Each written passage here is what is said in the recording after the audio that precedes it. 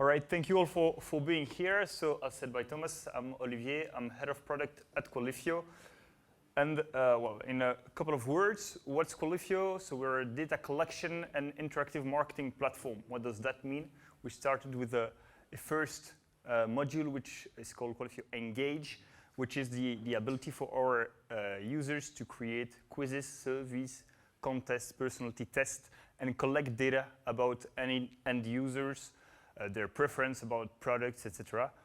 And we recently came up with a second module, which is more loyalty-based, still on engagement, data collection, but to give a 360 view on the customers, of course, via data, via participation that they made through the Qualifio Engage campaigns, but also via other external events. But that's not what I'm here to talk about. And I would just like to give, and that's, I promise, is the last slide about Qualifio, a word about the customers, because I do believe this is actually important when you talk about user experience. You need to know who your customers are. And we have, well, a set of different customers, as you can see. Of course, we don't just have the 20-ish here. We have a couple of more. But you will see that it's actually different when you do a reporting to the budget holder of Nestlé HQ, who our CSM are meeting quarterly to report on the use of the tool, for instance, from what a digital marketeer at L'Oréal or at FC Barcelona will do for a specific one-shot campaign to distribute samples, to do a sponsored action, or even to the journalist who is working at VRT and is doing a poll to know if Remco or Wout was going to win the World Championship. Of course, no one else would. So all these are different use cases, and the reporting behind it, of course, the data that they are looking for is different for each of these users and customers. So I've been asked today to say what was, in my opinion, a good analytics user experience. So, well, I of course went from what we do at Qualifio a bit further, and I will be honest to say that we don't apply all the things that I will elaborate on today, not yet, actually. So the first point is that I believe a good analytics user experience should be specific. What does specific mean? Specific for the user, as I said. Who are the user? Is it the journalist? Is it the budget holder at a larger corporation? What are their goals? Why are they using actually your tool? So all these are information that you should know in advance in order to be able to build the user analytics experience. And it should be contextualized. So what information is it that they are looking for in this specific situation? Maybe there are going to be different users looking at data. They will not be looking for the same data at different moments in time. What is also the appropriate period over which they are looking for data? Of course, it's easy to build with filter and to work with filters, sorry, but you will, well, you know that most of the users, they want to go to the right information as soon as possible and as quickly as possible, as they have quite a busy schedule. And then what are they going to be doing from the data that you are presenting? Is it going to be a quick check-in where you will display just the big numbers? Are they going to be digging into the data? Maybe they need to be able to export data. Are they going to be presenting that to their N+1? So all these kind of things you should know in order to be able to build your dashboard one way or another. This is just an example from a couple of dashboards we do in Qualifio. And spoiler alert, there's one which is not Cumul yet. So this is the global dashboard, of course, the global statistics, so overall participation here for Engage that happened on one specific account, which I hope I anonymized. So the first information, of course, that they are looking for is the number of participation from different participants. So this is really why we put that at the top Of course, I would like to reduce the space of the filters here, but this is the first information really key there. Then if you scroll just a bit below, you will see, and that's not the same account, I reassure you, you will see information about here the opt-ins. Opt-ins, we are GDPR world. I think that makes sense to you, that is something that speaks to you. So we give information about, that's not my latest slide either. Too bad. Anyway, this is actually, so from the opt-in specific dashboard, when we allow our users to dig into more data to get ratios, numbers through filters as well. Here, you are speaking about one specific campaign that is going to be quickly checked by the customers. So it's really zoomed in on that specific campaign. You see the dates top right. So it's really super specific on when we are going to be displaying that data and some key elements that we are displaying there. Participation, page view, opt-ins, boom, that's it. We have another one which is a bit similar to the first one, but it's more loyalty related, so I will not go too deep into that one. And then I was just jumping around, but what we do have is that, of course, we have one global dashboard. And if you want to dig deeper into the data to have more accurate information, then we make short links, shortcuts to go really into that information. And that was the opt-in slide that you saw earlier with a bit more widgets, of course. But that's how we prefer to show it, to make sure that the users don't miss out on the data. So it should be customizable. Well, it's a bit different from what Karel explained earlier. I do believe, at least for now, it should be partially customizable, or at least not for all your users. That's the last thing that you want to have, is somebody who's going to rip their hair off because they have no clue how to build the data that they want, how to get the data that they want. So that's really some trouble that you want to avoid. So we decided at Qualifio to make it partially customizable, mainly via two features, via the filters, of course, quite extensive filtering possibilities, but also by the dimension, and you can see here at the bottom right, ability within one widget to really dig into, to see more and different dimensions. Here it's quite normal and quite basic with the months, the day, the weeks, but you can really go into different dimension this way.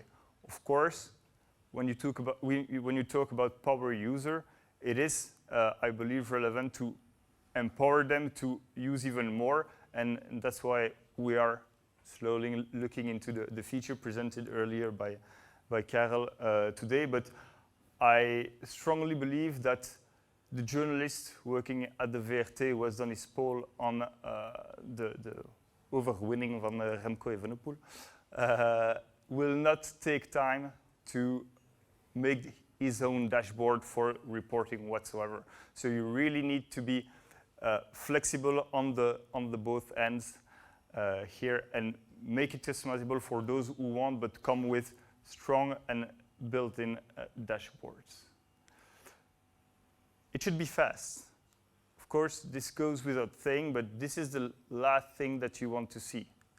And it goes on and on. It's just, and that's really, in a world where today everything is really going instant, if you get this, then the overall experience, excitement that you will get, that you should get from seeing your data will really drop off until you get, well, this, sorry guys at Cumul, that's not something that you like to see, but it does happen.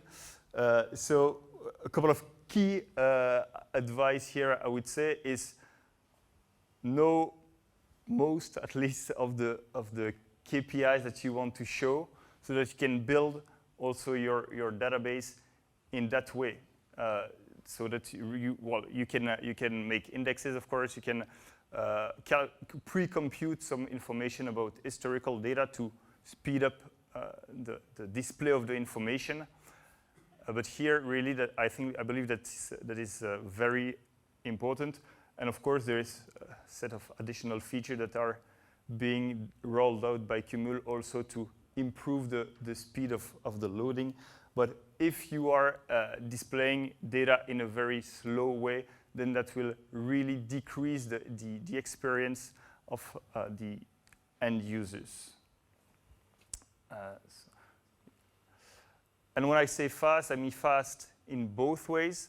The way, of course, to display the data, but also we live in a world in 2022 where you should not be waiting 24 hours, 1 month, whatever, to get the data updated. People are willing to make decisions fast, react on what's happening. And if I take the example of Qualifio, again, maybe the campaign is not performing enough. Maybe the opt-in rate is too low. OK, why is this happening? Maybe there are too many questions, so the people are not going through the whole set of questions. Maybe the form is too long. So all these kind of information are really key. And if you are getting those information, those data, I don't know, 48 hours later, then you are missing out on a lot of return on investment here. And of course, this may differ depending on who your audience is. If I take the example of my father or even my wife, which is really not into the tech, she's working at a notaris, so that's a bit different from tech environment. So they are really keen on waiting a lot more. But when you are working in SaaS and in tech, honestly, that's really a must-have. Then this one is quite arguable. Of course, it should be enjoyable to watch and accessible. When I say enjoyable to watch, well, design is, of course, a question of taste, and one will be as good as the other. But if you really do dashboards that are boring to watch, that will ultimately not drive people to go to your dashboard. So that's really something that I encourage you, and there are a lot of feature in Cumul to ensure that this is actually the case. But really, build product people love is something that you hear a lot, you see a lot, but it's really key to ensure that your product remains sticky and as Karel said. So one first element, which is quite obvious, which is actually not Qualifio, which I would avoid, is to being so cluttered that nothing stands out. Sometimes, and even very often, less is more. Focus on the right KPI.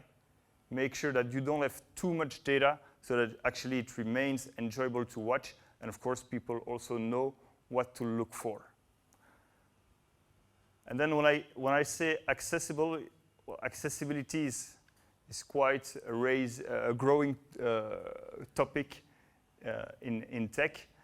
And again, I'm sorry to the Cumul designer who's built this template, but I'm lucky I'm not colorblind. Otherwise, that would be a nightmare for me. So ensure to really deliver your dashboard in a visible way, in easy to read way, to as many users as possible. Include those users who are less easy to read. Accessibility has still a long way to go in SaaS, and I can speak for myself at Qualifio, where there are a lot of improvement, and yet we are online forms that are going to be filled by millions of people. So we are the first one to make improvements there. But it's always something that you should be taking in mind within your product analytics. Then it should be exportable and actionable. And I will not go too deep into the actionable part because that's really the job of Luc and Jonathan after me. But it should be exportable in the sense that it is not unlikely if your product is not behaving alone. I mean, for Qualifio, our customers, they are driving traffic to the campaigns, so they are paying Facebook ads, they are having marketing, emailing campaigns, and so all these data, they want to aggregate in a single reporting. Your tool is not, at least it's unlikely, the single point of data, the single point of truth from all your customers. It is quite likely that they will have their own Cumul or similar. Don't talk about Google Data Studio, but it's something that is quite used overall.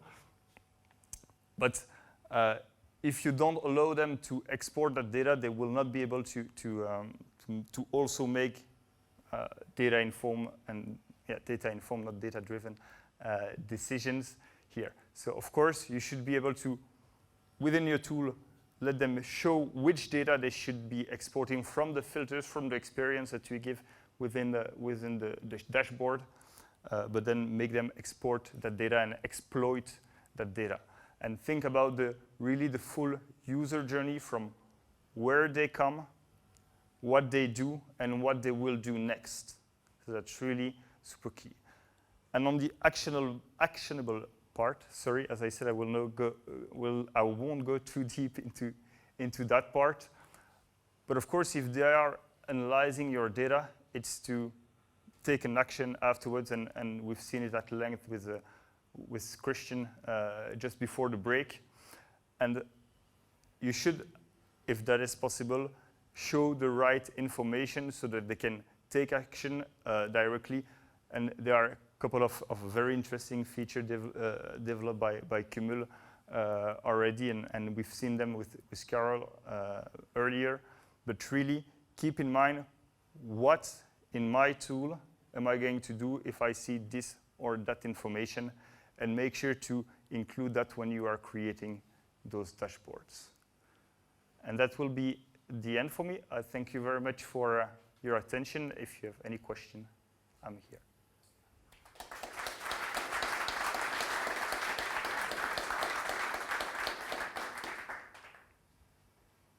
Here you go. Any questions?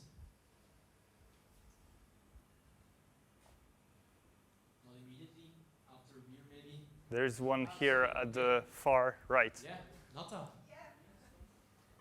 Well, I work for Live, so it's just out of curiosity. How long did you project for this project to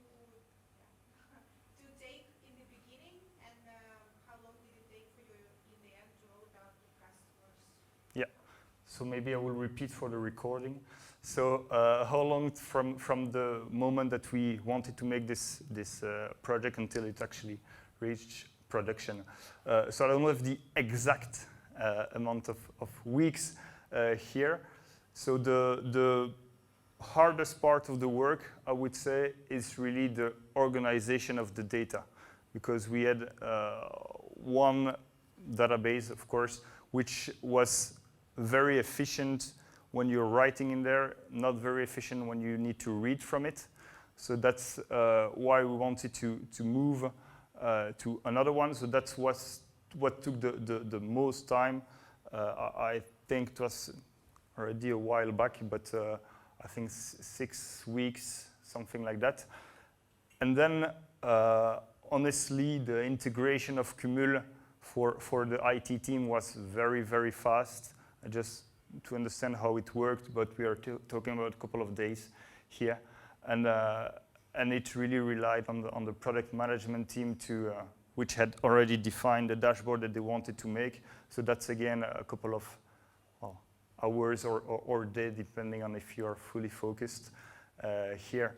But really, I would say the hardest part is really organizing your data. Depending on your data set, that will be taking a bit less or more time than to roll it out. And I've really had the struggle with the different team members in the tech team, including my CTO at the time, saying, okay, but 2 charts, we do it ourselves. That's really much easier.